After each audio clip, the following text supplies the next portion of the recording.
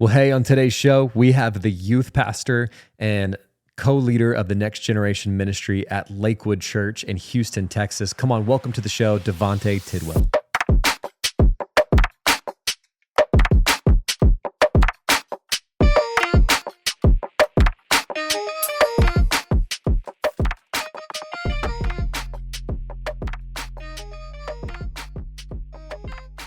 All right, DeVante, dude, thank you so much for being on the show. Man, bro, I'm happy to be here. Man, it's good to hear from you. Good to see you. I know. Dude, we were just talking about this before the show started, but it's been pre-pandemic before, which is crazy, but crazy since we saw each other, man. I know. Now we're getting old. We got kids and we got, life and we got all kind of stuff. Bills, 1-800 numbers, all kind of stuff. Bro. Dude, we're getting old. That's for sure. Dude, I mean, yeah. For me, you're doing better than I am, dude. I got a lot less hair than I once did, but that's how aging happens, man. I don't know. Yeah. But yeah, man, dude, it's good. But how are you? Man, I can't complain, bro. Life is good. God is good. I've been trying to figure stuff out, bro, and making a lot of mistakes along the way, but grateful that they're not too costly. Yeah. They keep every single one, man. It's just giving me a little bit more. Dude, I get that. Wisdom and what I'm saying? Trying to figure it all out, bro. And I'd rather make a mistake than not try at all, Yeah, for sure. Yeah. Bro, for sure. I mean, and I won't get too deep right here at the beginning, but it is there's an age-old adage that says the man who fears pain and fears failure eventually tastes them both. So it's like, pick one. So I'd rather just deal with the pain, and versus never trying, you know what I mean? So yeah, for sure. That's how I'm wired, bro. That's how I've been wired since you know me. Like I'm always the 100%, man. And dude, I want to get into your story too, because I think there's part of what you're talking about right now gets into a little bit about, like, I guess for lack of a better term, like your career journey, like how you got to where you are today. And so I want to get into that, but maybe just tell people who are listening to the show right now that don't know you, a little bit about yourself, you and your family, where you guys live, and what you do. Yeah, man. So my name is DeVante Tidwell. I am, privileged to be able to, do what I do here in Houston with my beautiful wife, Stephanie. I got 2 kids. I got a 3-year-old and just a fresh 2-year-old as of 2 weeks ago. So, man, we're in the trenches all the way around. And, man, I serve as the youth director at Lakewood Church and kind of co-lead the Next Gen department as a whole. So, man, this has been a rewarding season. It's been extremely tough. It's been a lot of work because I'm growing so much right now, just in different spaces. But man, as a husband, as a father, as a leader, like all of it, happening at the same time, bro. So it's been a cool journey, but I'm learning. Yeah, dude, I didn't realize our kids were so close in age. I think. Yeah. Because you have both boys, right, or no? Yeah, no, I had my son first. Yep. So and then I had my daughter, bro. Okay. Like she's right after. Yep. I remember after Maddie wrote the book, bro, I literally. You got the kids' book still? Yeah, bro. I have 5 copies. They're in my wife's office. Oh, that's awesome, dude. Yeah. I don't even know if I've ever talked about that on this show. My wife and I, we wrote kind of like, it was pandemic. Yeah, it was like during the pandemic, we had recently moved, and we were just like kind of wanting a project. And honestly, I wouldn't be shocked if my wife does more of these in the future. She's good at them. And honestly, it's just like grace and like being kind that she even put me on the title of that book. That was her. Yeah. So like, I just got a little bit of credit. She's the author there. Yeah. But it was fun though, dude. It was fun making that. Yeah. Dude, so you have a boy and a girl, dude. I love both of my boys. I'll say that just to preface. Yeah. I wonder if your life is a little bit more peaceful with like a girl at the second. Cause I have 2 boys and dude, it can be like really sweet 1 second and then just all out war in the split second, Yeah. Honestly, I mean, I got friends that have more than 2. And then like all of my guys now, man, like, so all the boys that that I was with at Southeastern, bro, we're all still friends. So like that's all cool. of us have boys now. Yeah. So, man, it was pretty cool. But I feel like with a girl, it's not necessarily more calm because she's just as feisty as her mom. So it's like, I think, bro, I'm actually more, what's the word?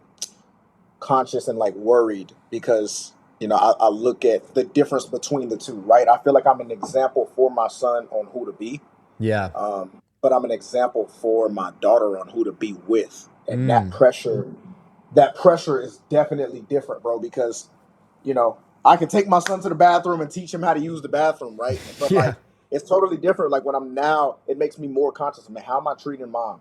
Like how, because ultimately that's what she's going to be able to see over and over and over and say, man, this is what was duplicated in my life. So this is what must be okay. Or this is what I must need to, desire Yeah. at that point, man. So I feel like it may not be as loud or chaotic in the house, but bro, in my head, bro, it It's yeah, sounds, that's where it's it's all insane, at. bro. Dude, yeah, Yeah, I guess I haven't thought about it like that, yep, only yep, having boys. But I get what you're saying. Like with the boys, it's like I can teach you how to be a man. I can teach you how to be like right, a man of God. I can teach you how to do right, things. right, And I've right. thought about that. Like if we had a girl, okay, yeah, I Yeah, feel like naturally I'd be like more protective and those kind of yep, things. But yep, um, yep. yeah, dude, you're living it, man. Maybe I Man, just I because am. our goal is to have another at some point, and I'm Yep. like, maybe a girl would bring peace to our home, but maybe Yeah. we're just a Hey, boy family. hey.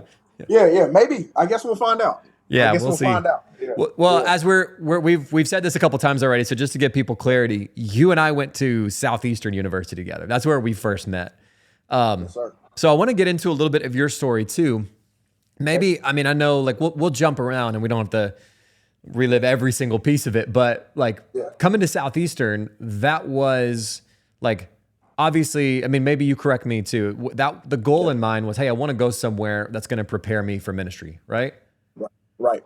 Yeah. So that was the plan, man. So, kind of to understand why or how I even got to Southeastern, you have to understand what happened before that. So, Mm-hmm. before that, I was in school and in an art school, the largest private liberal arts college in the country, to be a film director, and then ultimately like music production, like basically to create. Felt the call to ministry growing up and was like, Yeah. man, I was up there making a bunch of poor decisions, implementing a bunch of bad habits, bro, like where, you name it, drugs, promiscuity, like all kind of stuff, bro, just like out of control. And I called my mentor at the time. I was like, man, listen, like this isn't for me. I'm coming home. I feel like I'm supposed to be in ministry. I feel like I'm out of place. And he was like, come home. Now I know that you are called to ministry because I can't talk you out of it. Yeah. So come home, we'll figure it out. So man, I basically dropped out there. That was in December of 2012, and connected, close friends with Chris Durso. Chris Durso had heard about everything that was going on, Mm-hmm. with Dr. Engel coming down, with Drew Gard coming down, with just them, Chris Owen, all the stuff that they were flipping at the time where we were there, bro.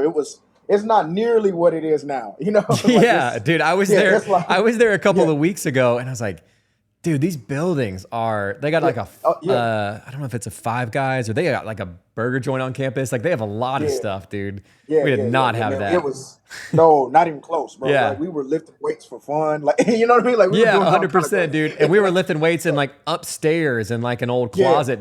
Like right, now it's like a legit gym? right, Yeah. right. So man, and then honestly got to Southeastern, man, and I was like, man, I'm looking to grow into ministry. Some Mm-hmm. people tried to talk me out of it, man, and man, I just stepped out on faith. I didn't know anybody. I didn't have any family in Lakeland. I didn't have any family in Florida. Yeah. I had like a family friend, that wasn't really blood type of situation. Um, but man, I got there, bro, with my suitcases. I was by myself, and I landed. I got to the campus by myself. My dorm wasn't ready. They had, hotel rooms that were also Dude, I overbooked. remember I, that. Yeah. yeah, bro. I slept in Portico one night. Like, I mean, it was like in the coffee house. I mean, but it was a faith move, bro. Yeah. And I went there, bro, looking to, even with my life being a mess personally, um, and everything that had gone on, man, my parents told me that, man, after 23 years, they were getting a divorce, which Mm, was devastating, to my yeah. sister and I.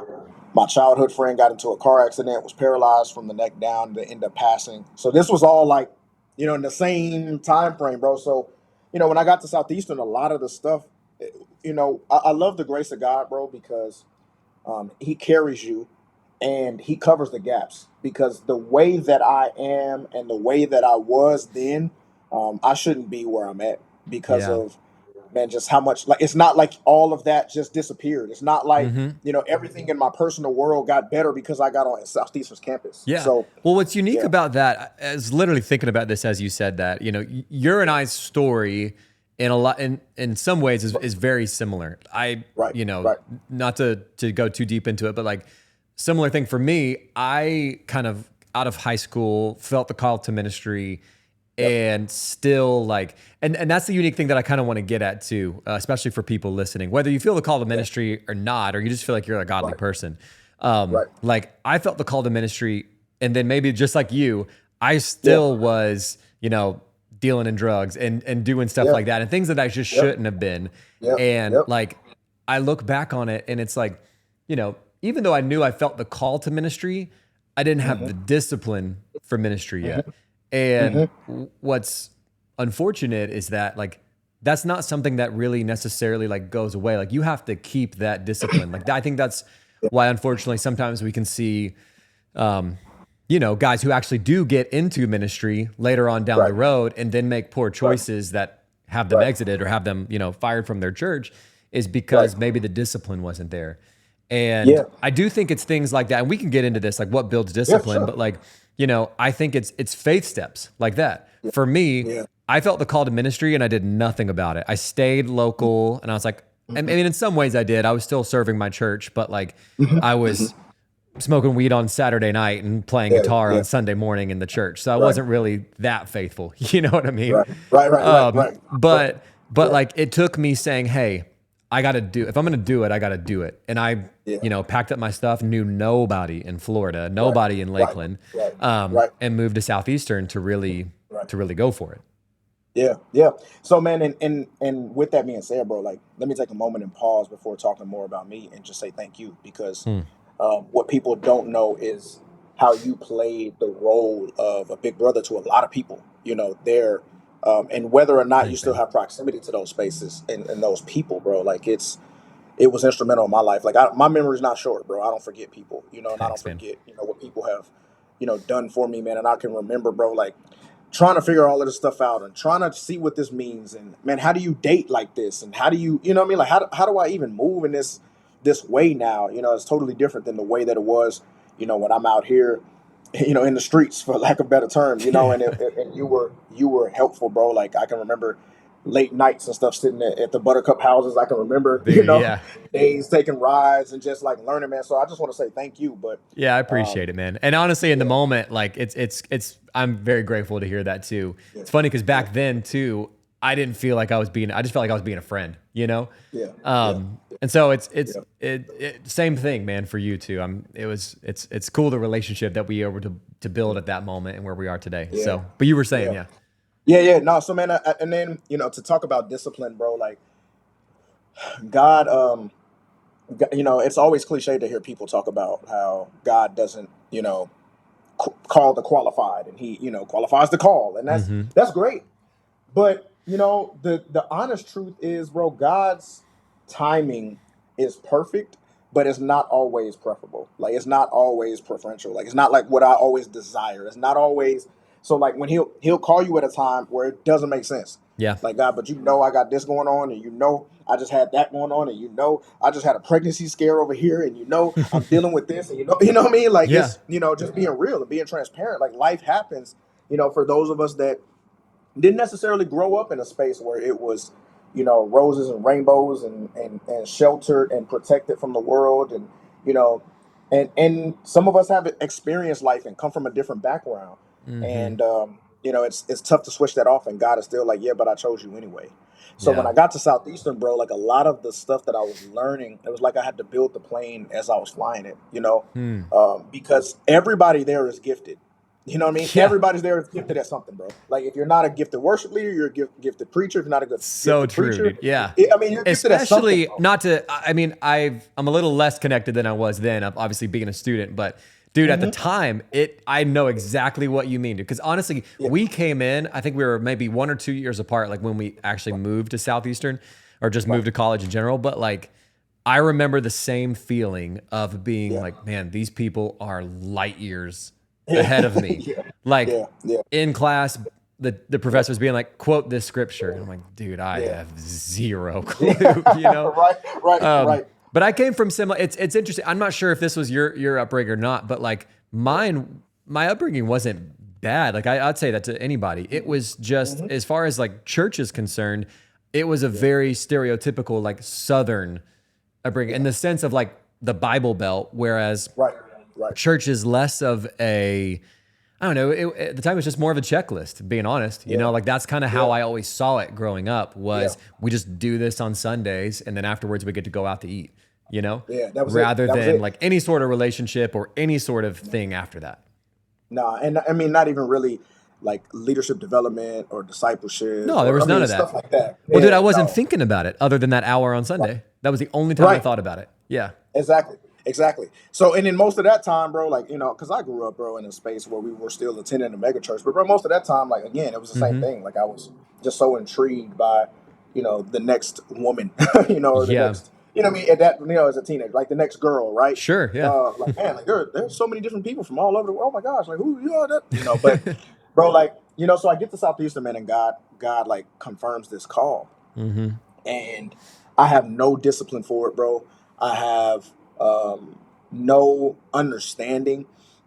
I just accepted the call like a few months earlier. You know what I mean? Like, this is not a, hey, this has been baking and working. It's like, man, like I still was having moments in the shower, like angry with God, like not sure if I'm crying or if the water's hitting my face kind of moments where I'm like, God, like, I don't want to do this. Like, why couldn't I do something else? Like, why couldn't I, you know, like, this is complicated. This is hard. I'm gonna have to leave this. I'm gonna have to let go of that.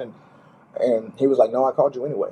And bro, like his favor just kind of opened up, man. And it was just his kindness, bro. Like just to see like, hey, yeah, I understand what decisions you may make. I understand what issues you have and what proclivities and propensities you might have, you know, and tendencies to be able to do certain things. But bro, like God was like, no, but you're still my baby boy. Like that doesn't disqualify you. I won't unson you. You know what I mean? Like I won't disown you. You're still a part of my family and I got a plan for you. No matter what other people feel like, you know, is the right or perfect way. So God was gracious enough to help me learn, bro. Like help me learn, you know, out in obscurity, bro. Help me learn like where it was a slap on the wrist and not a, you know, cut off your arm type of situation. You know, yeah, it was, and that's the grace of God, dude, for sure, bro. Yeah, bro, it's that the saying is very true. It's, you know, make sure I don't mess it up. He qualifies the called, like not calls the qualified, or maybe I said that backward. He doesn't call the qualified, he qualifies the called. You know, and I've seen that.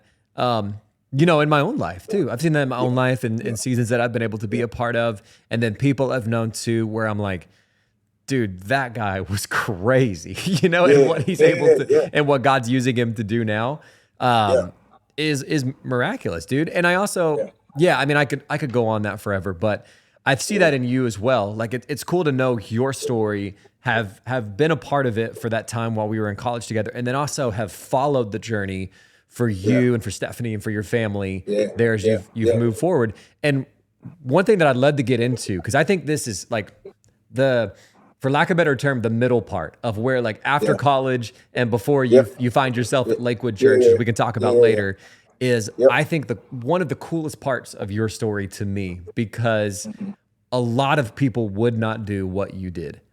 Like a lot of people wouldn't wait and like be patient. So maybe talk to us and maybe explain to people a little bit about that.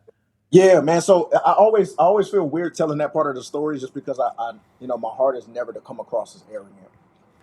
But I think it is like healthy for people to understand that, you know, just because you have now, you know, you fast forward and you have the desire, right? You've been praying, God, make me passionate about what you called me to. And there's the middle space where it's like, then he says, okay, now, not right now. And bro, that probably is one of the hardest things you can have. You know, the Bible says hope deferred makes a heart sick, right? It says like, man, that space between where you are and what you want, like, man, it can be miserable. So, you know, after I left, I ended up leaving Southeastern early to take a job at the Potter's House where, you know, I grew up. And then ultimately, you know, spent time on staff there, you know, 2 years. And so December of 2017, I transitioned out to nothing. And God was like, yes, your season is over. It's time. And I was like, okay, well, I'm thinking I'm just going to go on the road and I'm just going to preach. And, you know, I'm starting to build relationships and stuff like that. And it was nothing, bro. And this is 5 months before I got married.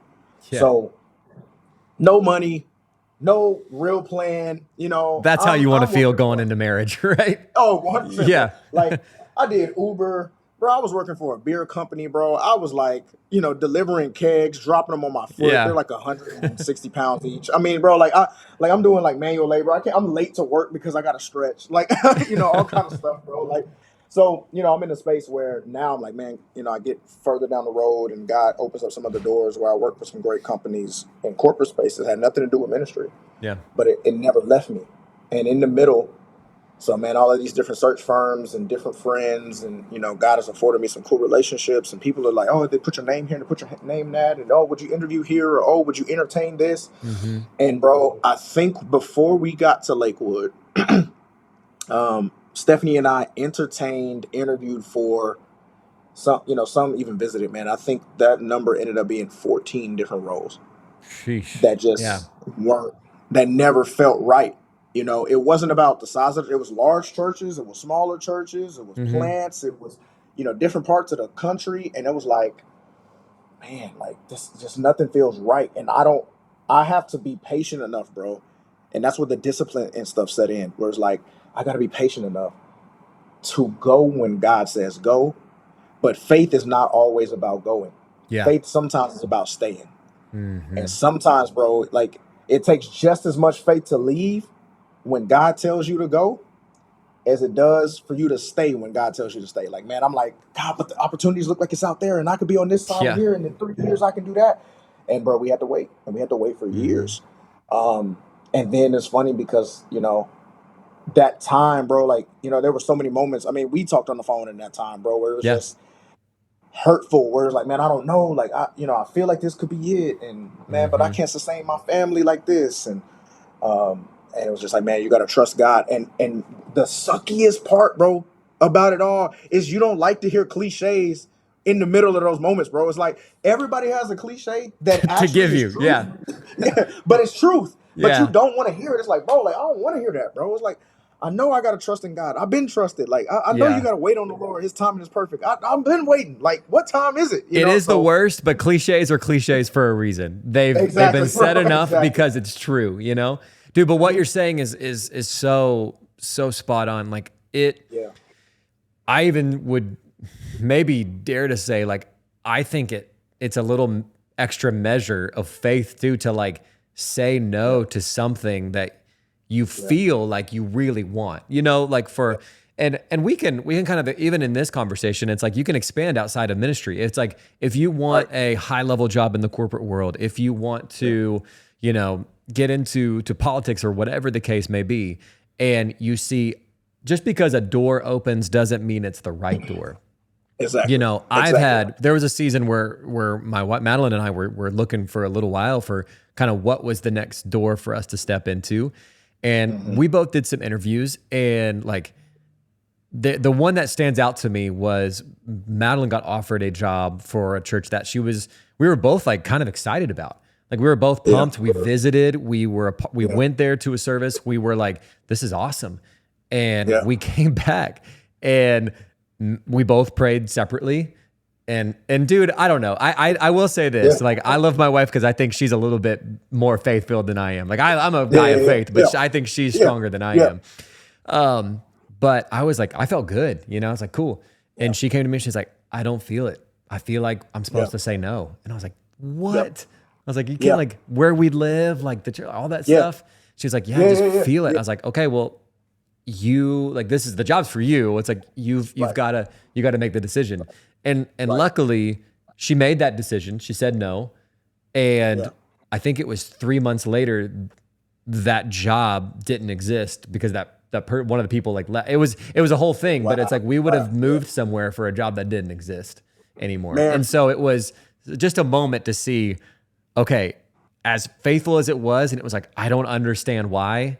On paper, it all looks good, but we got to say no right now. And it was 100% the best move we could have ever done.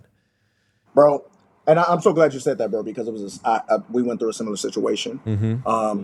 And it was the same thing where I had this opportunity. So we had some friends out in Singapore, and I think this was the last opportunity that we entertained before Lakewood kind of came out of nowhere. Yeah. So we had some friends in Singapore. I had spoken in Singapore for their youth conference and youth camp and stuff like that. And they're still dear friends to this day. And then, once the pandemic hit, like I did their conference and stuff again virtually. So I like pre-recorded like 4 messages and stuff and sent them out. And man, man of faith, just I'm talking about just strong. Like some of those people, bro, where it's like you sit closer to Jesus than me, bro. Like clearly, Yeah. Like, but he was like, man, I hate to make this more complicated for you. I'm just asking him for prayer. Like I'm not even thinking of this. He's like, man, I hate to make this more complicated for you, but would you guys consider coming out here? And I was like, wow. To do what? Like what you mean, like coming back to visit like, again? Sure, like, Yeah. time. Like like. No, he was like, man, coming out here and and I'll leave all the details and stuff of the offer and all of that stuff out. But it was like, and I was like, man, like that is crazy. So, at that time, bro, we didn't have any kids. So in the middle of all of this, bro, we're like having complications trying, bro, to have children. So here's another part of the faith story you want to talk about getting outside of ministry. So man, unfortunately we had a miscarriage before my first. So and I think this was February. No. This was in the pandemic.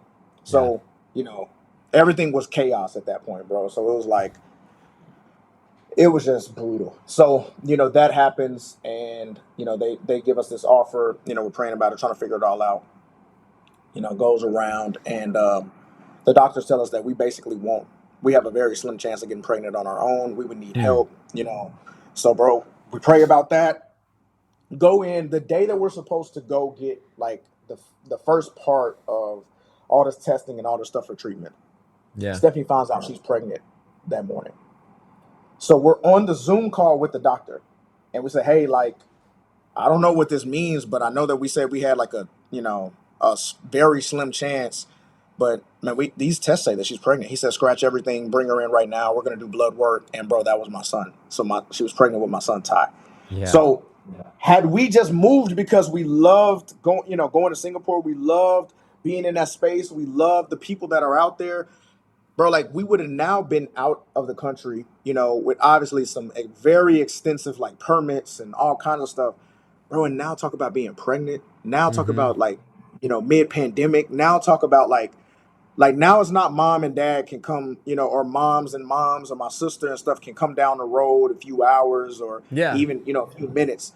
Bro, it's like, I don't have $2,000 for a plane ticket to come see y'all in Southeast Asia. I can't imagine how much that is. Yeah. You know what I'm saying? Like, so now you don't have any help, and it was like, man, it was the grace of God knowing that he had another plan for us, bro, that was bigger than a role at the moment. Yeah. But it's how everything works together, bro, in order. Like everything is a puzzle piece. But man, the waiting game can be brutal. It really can weigh on you because the longer you wait, the more that you seem to settle sometimes. It's almost like the analogy I use, bro, is like when you spend a lot of time in a desert, you see all these movies and stuff about people who are walking through the Sahara and get lost and they don't know what direction is north and all this stuff. And they don't know how many miles they got to get to and they're dehydrated and all of this stuff. I've never seen anybody in that movie get a bottle of water and then turn it down because it was light brown. Never. Right. Yeah. You know what I mean? That's like, good. Yeah. I've never seen, this isn't clean enough. But that's what happens, bro, when you get dehydrated, when you get thirsty, your standard, starts to lower and lower. So now it's like, well, I don't need Fiji water. I don't need smart water. I don't even need Dasani. Like, I don't even need gross Deja Blue. Like, you know what I mean? I just need water. Yeah. So then, like, the longer and longer you wait, you're just like, man, I'll take dirty water. I don't care where it came from. I'll take anything. Yeah. Exactly. So, bro, the waiting game, it builds in you a level of endurance to say, okay, do you truly know what God is saying? Number one, do you truly know what you want? Like, are you and your wife a unified front? Yeah, I also think, like, to your point, which I think that is great, it's also, like, I think the waiting game, like, the longer you wait, like, for us, this is something like a mentor of mine has told me before, like, for us, 5 years can feel like forever. Yeah. But in like, whether it's God terms or even just like the grand scheme of life, if you were to look back at the age of 90, whatever, or 100, you'd look back and say, oh, 5 years was nothing, Yeah. So like for us, when it's like you've been waiting for 5 years, you can get some opportunity at year 4 or year 5 and you'd be like, dang, this is not what I thought it would be, but I feel like this is Yeah. probably going to be my last opportunity, so I better just snag it, you know? And Yeah. so that's Yeah. to Yeah. your point. It's like that's maybe the dirty water, you know? Yeah. Yeah. Yeah.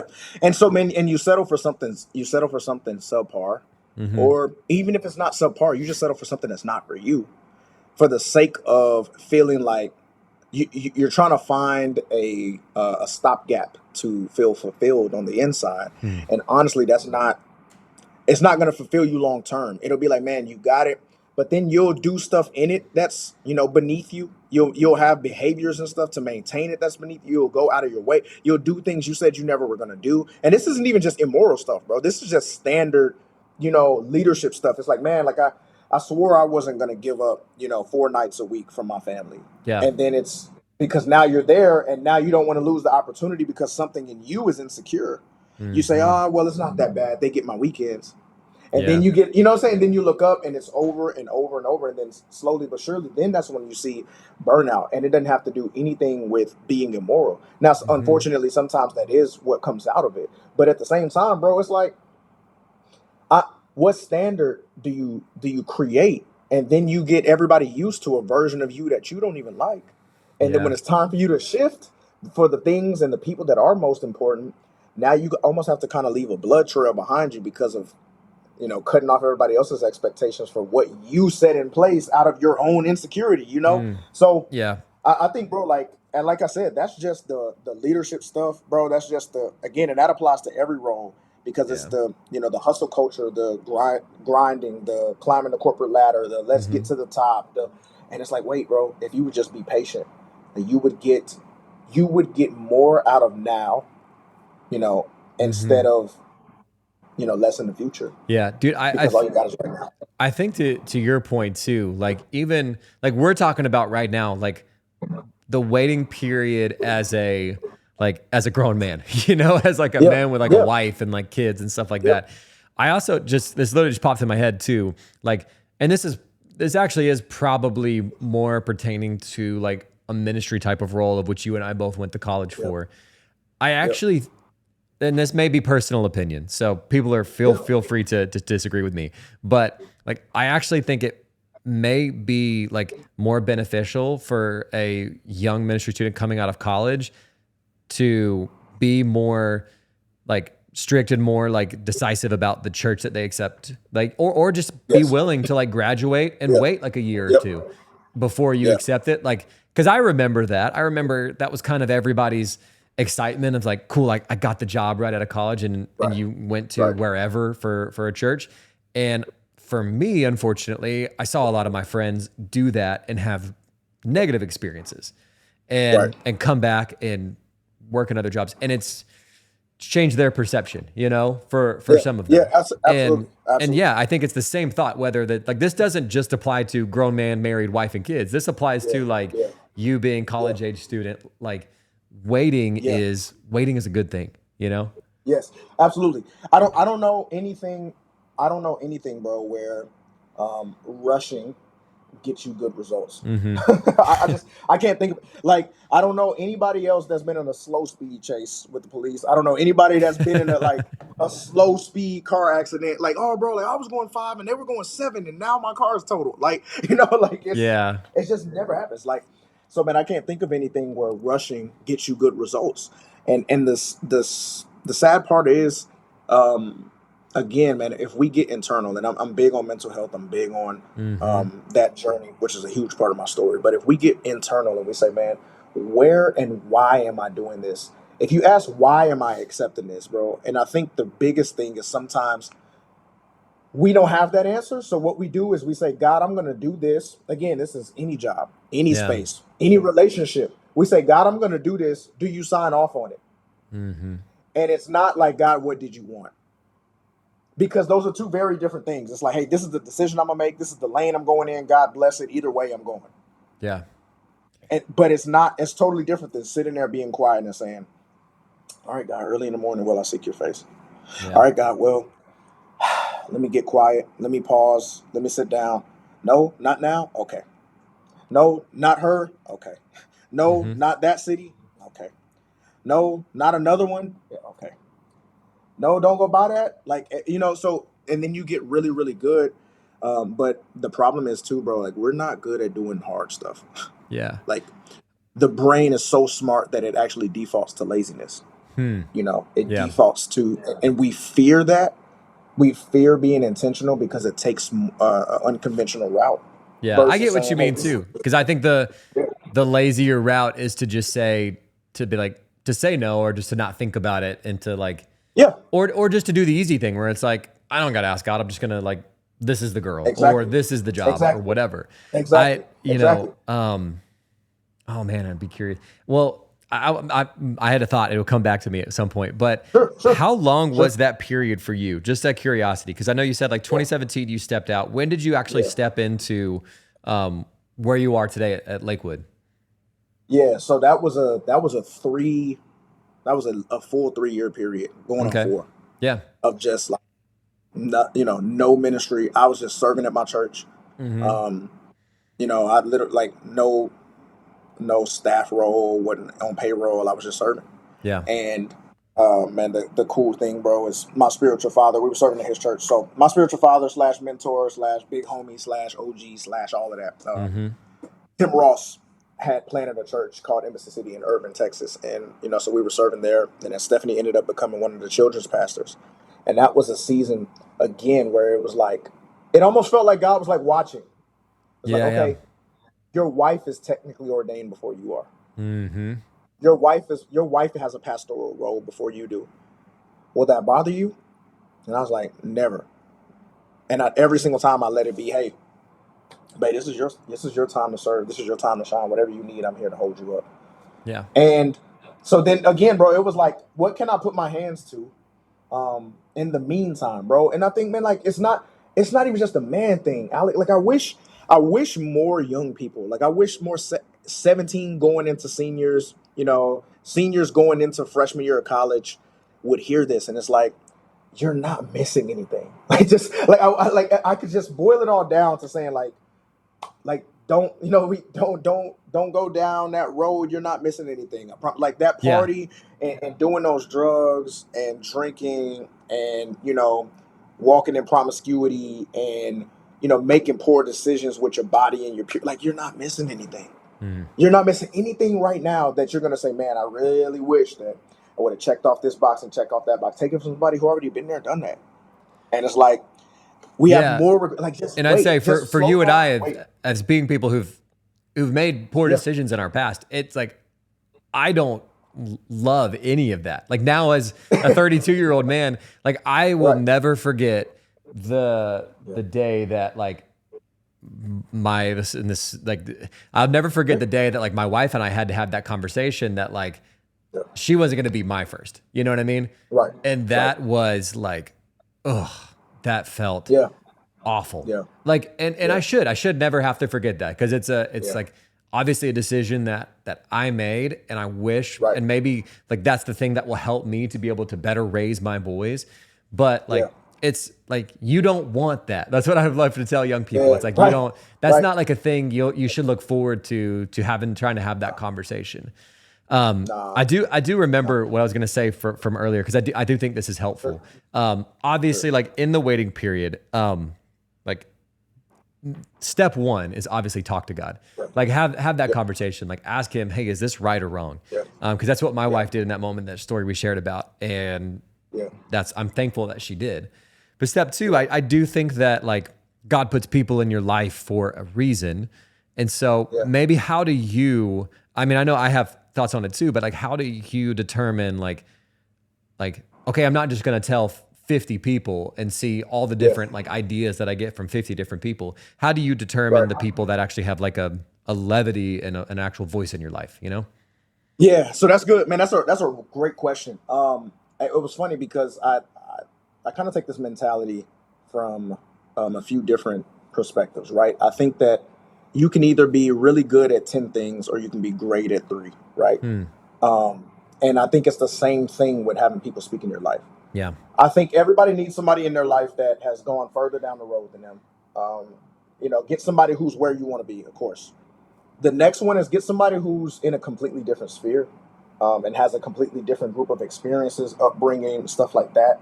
Because I do believe that you grow the most when your mentality is challenged by Hmm. somebody who thinks differently than you.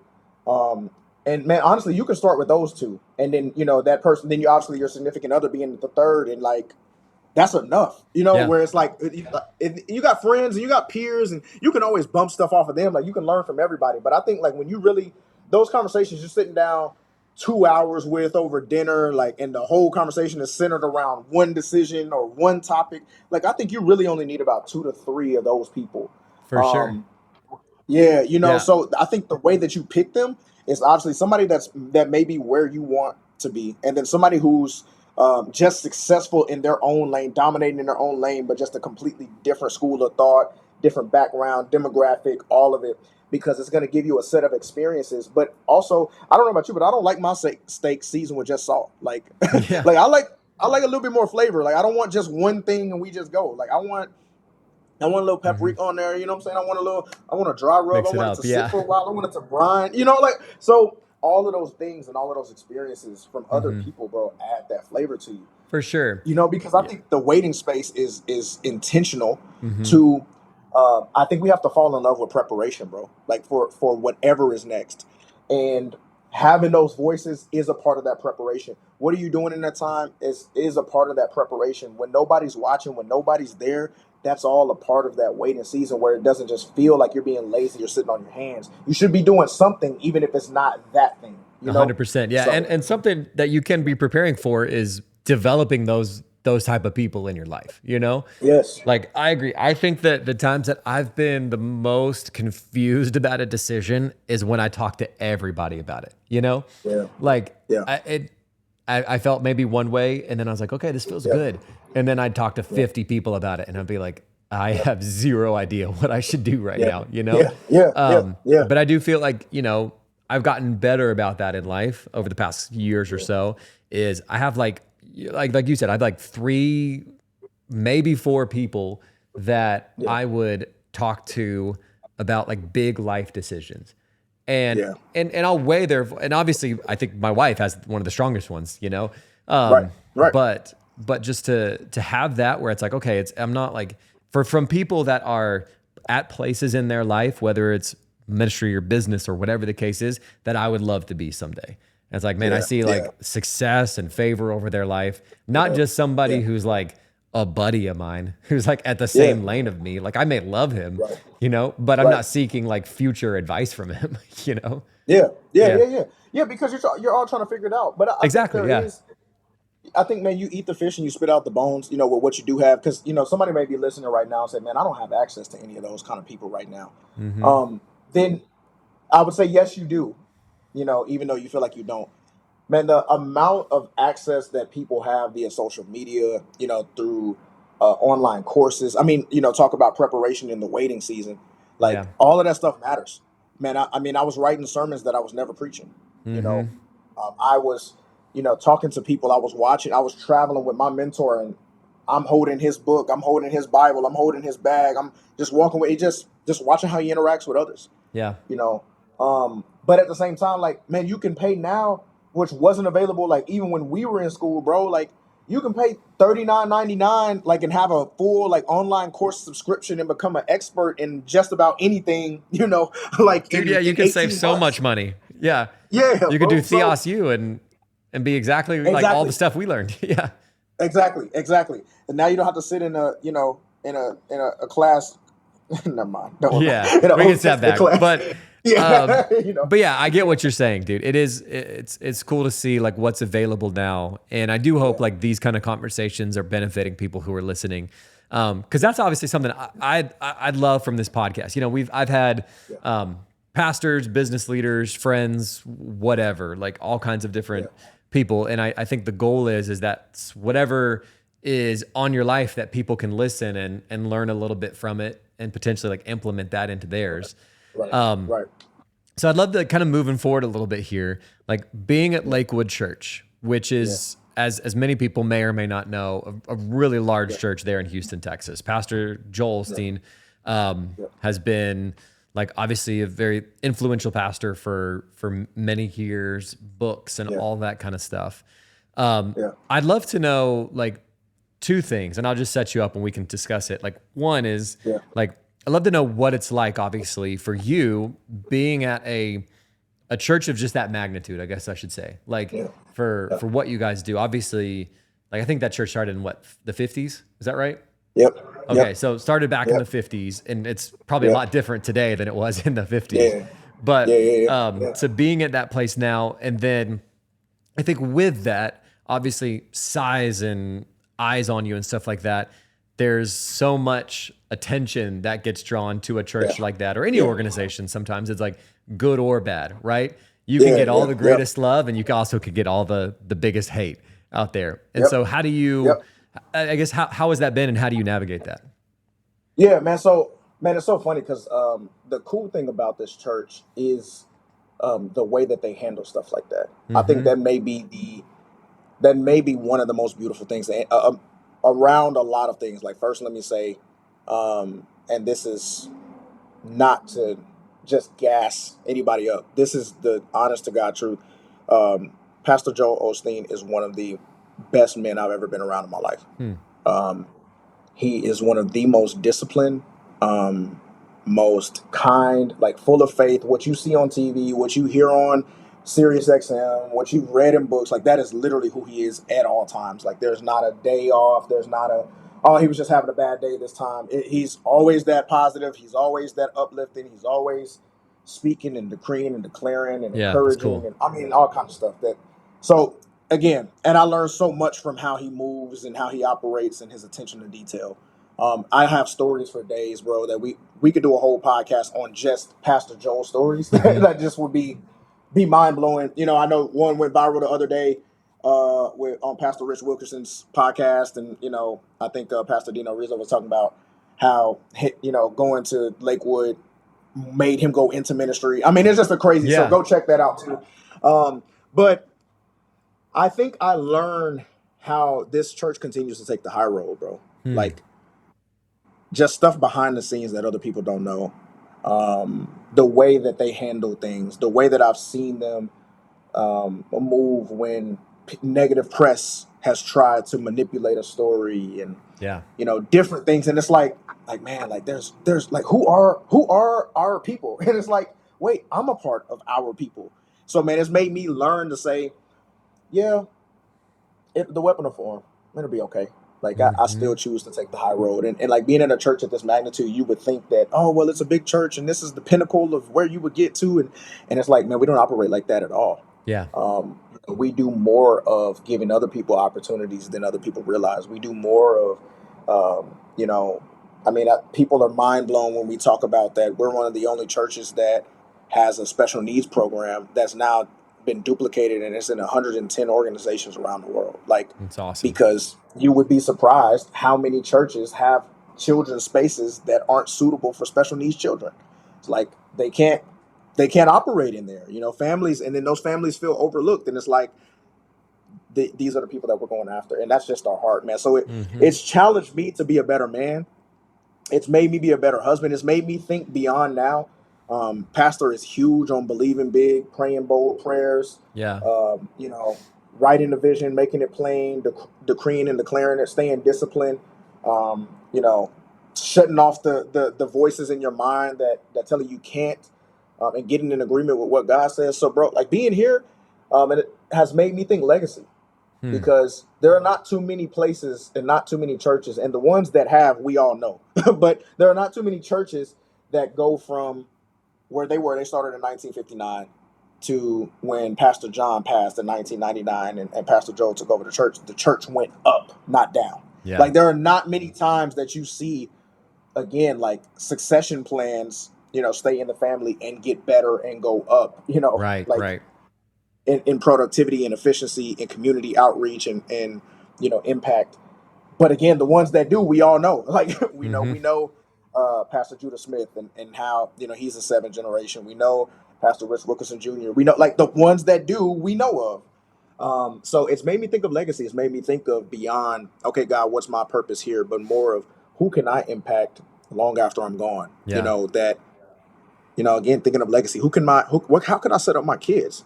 How can I set up other people's kids? How can I set up, other spaces and, leave things better than the way that I found them? So being here has made me, um, it's made me grow faster and better in such a short amount of time. I mean, I've been here over 3 years, but Yeah. you know, I've grown probably more in the last 3 years than I may have maybe Hmm. since I was a teenager. Yeah. Just because it's just a different space. It's a unicorn. It comes with its own issues that other people wouldn't necessarily know or have.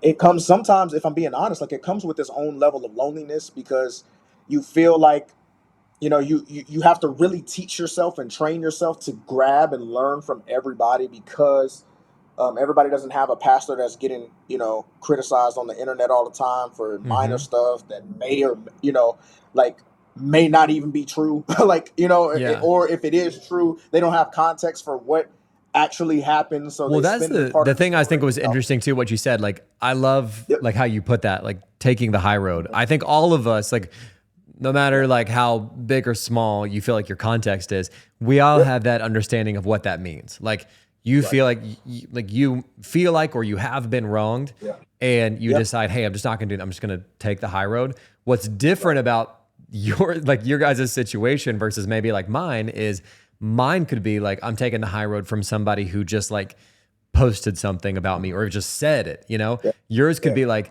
something that was posted on ABC News or like, you Right. know what I mean? Right. Like Yeah. Yeah. mass Yeah. Yeah. media that Yeah. goes out across the world to Yeah. still have that type of um yeah, I guess just man, just that Yeah. confidence to say, okay, Yes. we're gonna take the high road.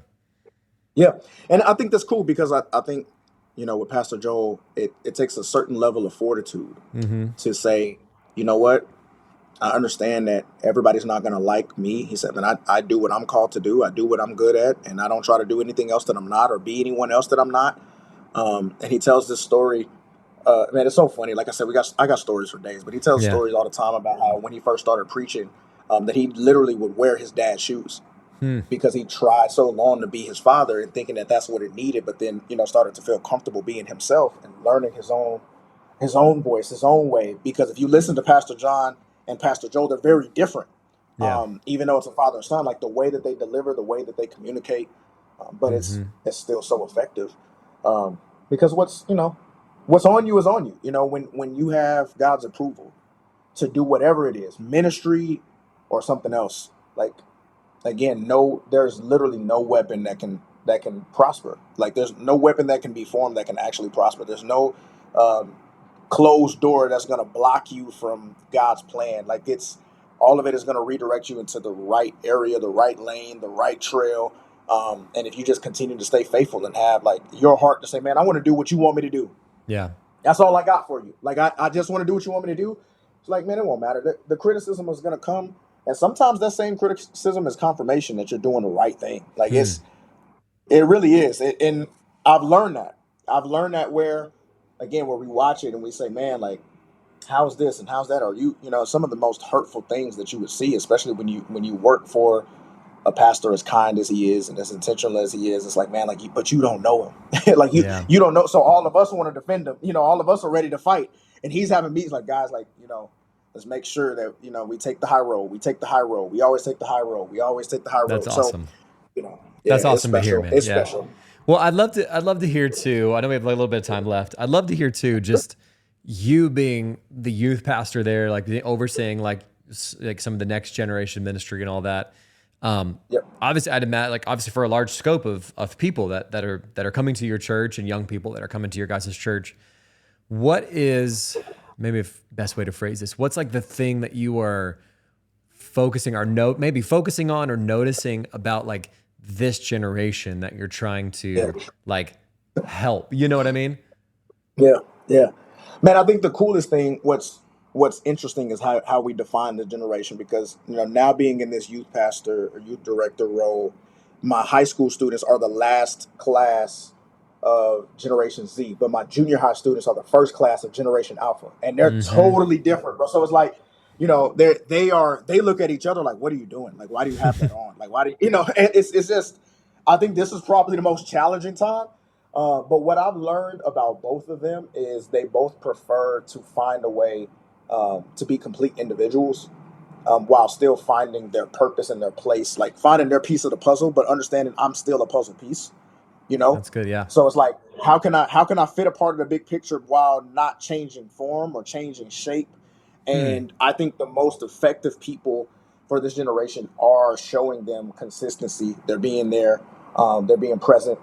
And at the same time, it's like, I'm not trying to change who you are, and the way that God has wired you. Like, you are a complete individual, and that doesn't mean that just because I think that you should be following Jesus, and Jesus is your the way to God, ultimately the Father, right? And there's no one that comes to the Father except through Him. Yeah. That does not mean that you living like Jesus means that you have to look the same as the person on the left and right. You got to like the same things. You got to do the same things. And I think that's something that we've missed.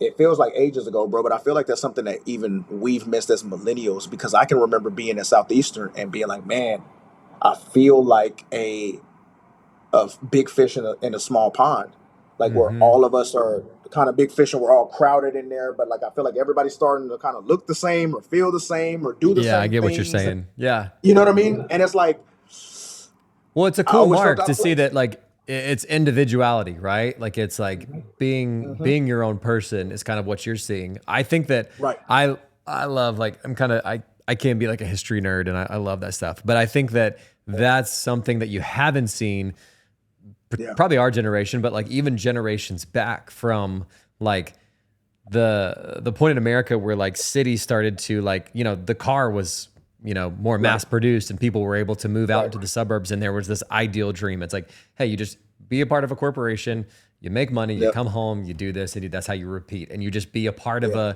a wheel. And not to say that's necessarily all bad if you're doing it well, you're providing for your family, Yeah. but there's such a Yeah. focus for young people now on like, how do I be, which I love you said that, like, how do I be unique, but also fit into this puzzle, which is cool. Yeah, exactly. So, I want to be. I think the next generation is understanding that life was always meant to be more of a mosaic than just a sheet of paper, right? Like, Hmm. where it's like, okay, instead of one flat sheet of paper, it's like this piece is a different shape and it's a different color, but when you step back and see the big picture, it makes up the full painting or makes up the full picture. And this generation, both Gen Z and going into Gen Alpha, both understand that, because they're like, just to take your same example from the Industrial Revolution, right? Like, to go back and say, well, all right, well, this is what it looks like. Like, I'm gonna work for the factory for 30 years, and my wife's gonna be at home, and I'm gonna do this, and I'm gonna do that, and we're gonna have a great family. We're gonna have 2 kids and a dog, and that's gonna be it. And I think they're like, yeah, that's cool. That's a path, but that doesn't necessarily mean it's my path, Yeah. because now I can remember also being the one where my parents were like, boy, get off that game. Like, first of all, you're sitting too close to the TV. You're going to get a headache, or get off of that game. Like, you need to be studying. I know where you're And going with then this. now I'm Yeah. looking at this generation, right? I'm looking at this generation. They're making $500,000 a month to stream on Twitch playing video games. And it's Crazy. like, Yeah. maybe I should have stayed on the game, huh? Like, no, I'm just Yeah. No, it's like those memes that I see of like what's the Matthew McConaughey or whatever, like crying, like driving the car home. It's like me driving home from work while a kid's making a yeah, couple million on yeah, TikTok, exactly, exactly. So, they're like, man, how do, now influencer is a path, right? Now, entrepreneur is a path. Now, streamer is a path. Now, Hmm. like it's, these are different spaces where, we literally just brought somebody in to do a panel discussion for our youth about unconventional career paths. Yeah. And they created a whole document of like, hey, this is how you can get in front of the wave of artificial intelligence and cybersecurity that's coming for our 16 and 17-year-olds.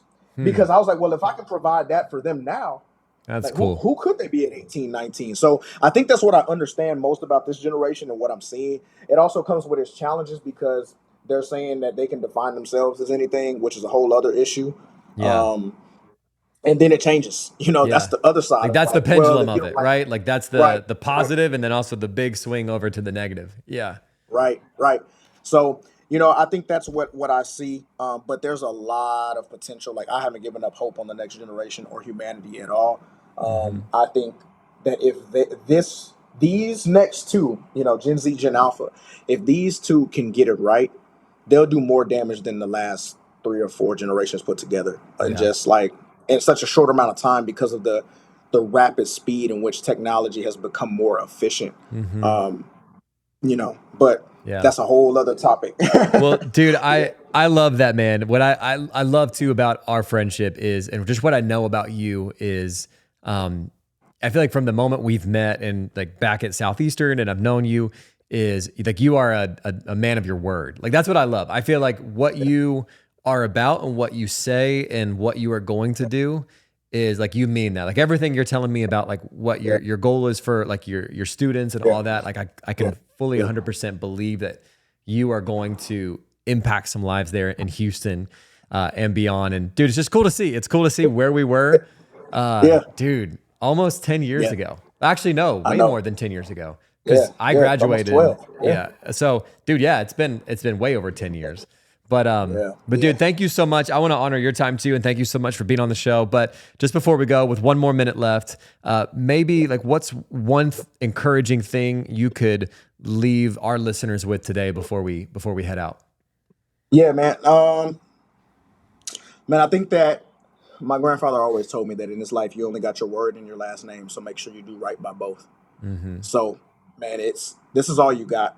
So everybody that's listening, no matter what journey you're on or where you are, I'm not going to be naive to think that everybody is like a believer or thinks, the same way. If you do right by your word and honor your name, honor your last name, honor the fact that you are somebody. You're not becoming somebody. You already are somebody. I think you'll still go pretty far. And I know that God can meet you literally anywhere. So stay encouraged, keep fighting, keep pushing. Keep challenging ideas, keep challenging the status quo, and let God blow your mind. I love that, man, dude. Well, thank you so much for being on the show. Yeah, man. I'm honored. Anytime. Let me know. For sure.